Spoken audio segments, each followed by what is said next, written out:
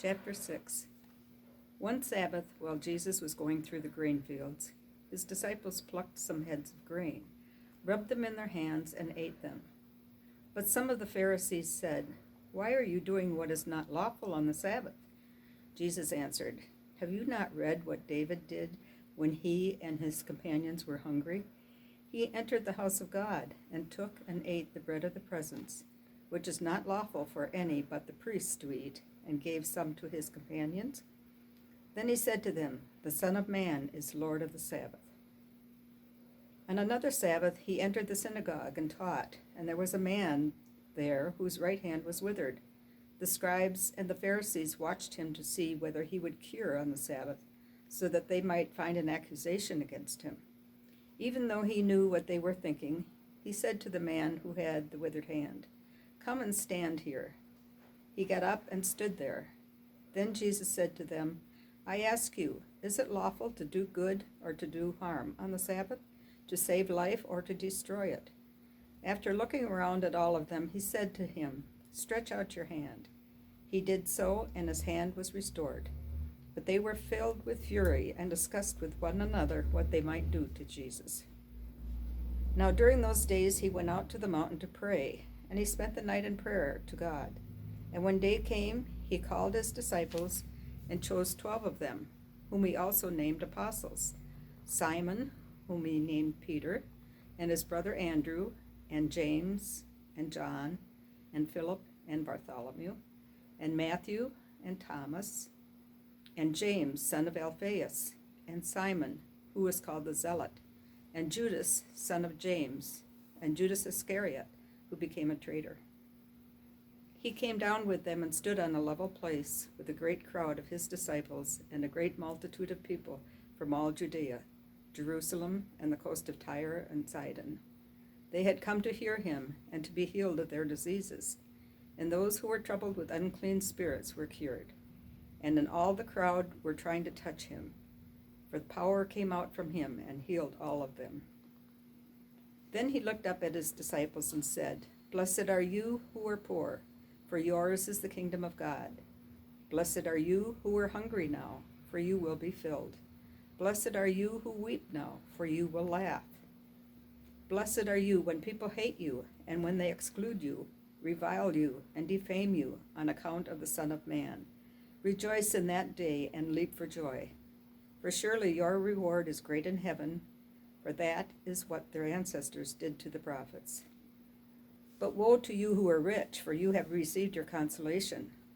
Woe to you who are full now, for you will be hungry. Woe to you who are laughing now, for you will mourn and weep.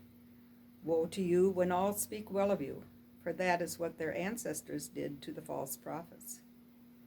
But I say to you that listen, love your enemies, do good to those who hate you, bless those who curse you, pray for those who abuse you. If anyone strikes you on the cheek, offer the other also. And from anyone who takes away your coat, do not withhold even your shirt. Give to everyone who begs from you, and if anyone takes away your goods, do not ask for them again. Do to others as you would have them do to you. If you love those who love you, what credit is that to you? For even sinners love those who love them. But if you do good to those who do good to you, what credit is that to you? For even sinners do the same. If you lend to those from whom you hope to receive, what credit is that to you? Even sinners lend to sinners to receive as much again. But love your enemies, do good and lend, expecting nothing in return. Your reward will be great, and you will be children of the Most High, for he is kind to the ungrateful and the wicked. Be merciful, just as your Father is merciful. Do not judge, and you will not be judged. Do not condemn, and you will not be condemned. Forgive, and you will be forgiven. Give, and it will be given to you. A good measure, pressed down, shaken together, running over, will be put into your lap.